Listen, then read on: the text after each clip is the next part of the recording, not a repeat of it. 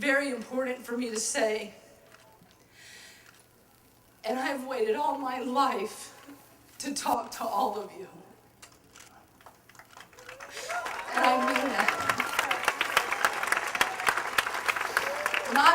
Not because I believe I have something to say that someone else can't articulate, but because if I can speak it, then someone else can have hope in it, and then they can speak it for themselves. And that's all any of us can do. So moving from Mississippi to California on November 5th, I realized that I tried to escape the place that actually landed me right in the same soil that I'd been in before.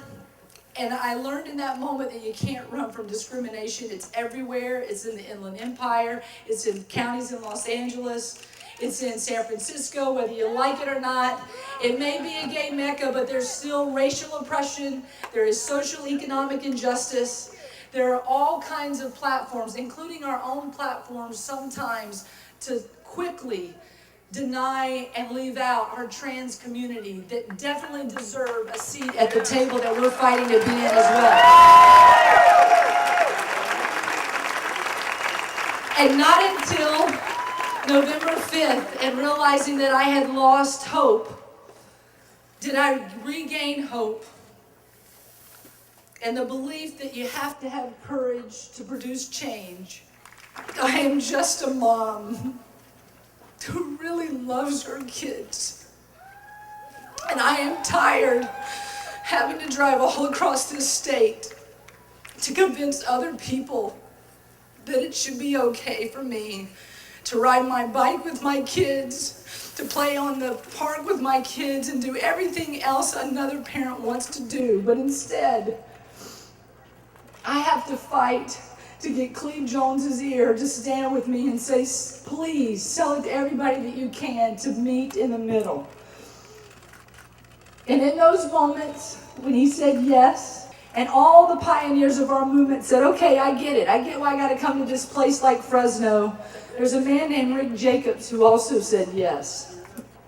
And I will be forever in debt to the people who came forward and did not look at it from the perspective of what could I do for them, but more what they could do for Fresno and for the people that are most important to me, and that is my wife of 11 years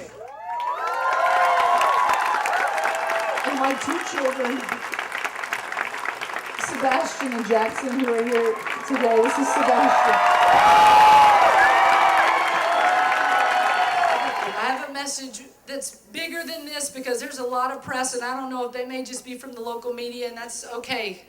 But if you can get a message to Barack Obama and Michelle Obama, I have something I'd like to say.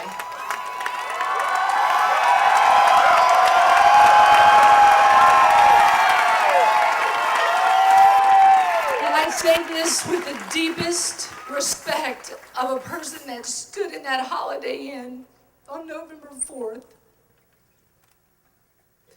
and couldn't celebrate with a campaign that I had worked to promote, as well as fighting for my family. And although I heard him say on election night that our community was part of his plan, my answer to that is, show me you have the courage.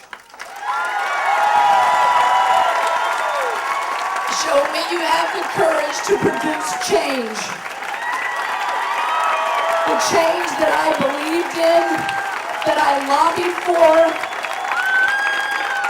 even against a woman, Hillary Clinton.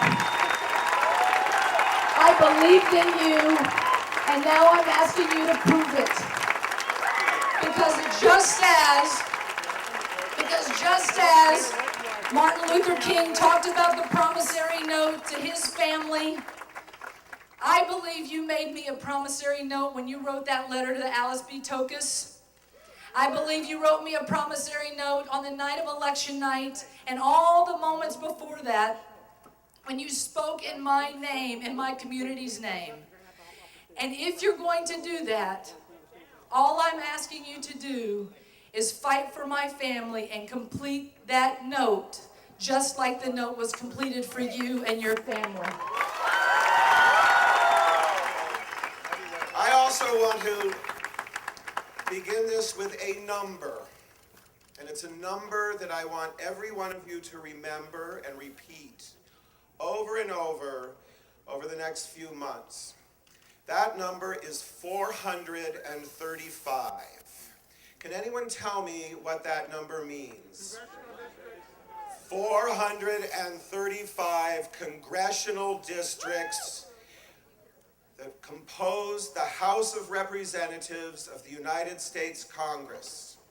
Even if Prop 8 is overturned, when Prop 8 is repealed, we are still second-class citizens because you know as well as I do, the most important rights granted to heterosexuals through marriage are those determined not by the states, but by the federal government. And these are rights that matter, things like Social Security. 435 districts. We are going to take this campaign to Washington. We met in the middle. Next, we meet on the Mall. It'll be October 10th and 11th.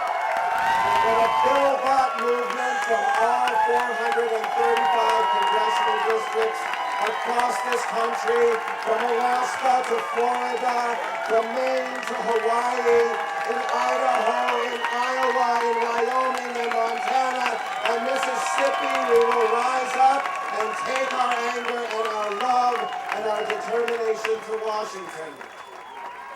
We love this country, even when subjected to harassment, discrimination, and violence at the hands of our countrymen. We love God, even as we are rejected by our pastors, imams, priests, and rabbis. And we continue to love democracy, even when we see the ballot box used to strip us of our rights. We are here today to bear witness to the opening of a new chapter in the history of our long struggle for equality. And we are here to say that we will wait no longer. We will accept no further compromise. We demand full equality now, and there are no fractions of equality. This is Harvey Milk's bullhorn. 3 decades ago, he used this at rallies across California during our fight against another initiative inspired by hatred and fear, a fight that we won. I bring this here today to remind you all of what is possible. Thank you very much. We are equal. We are equal.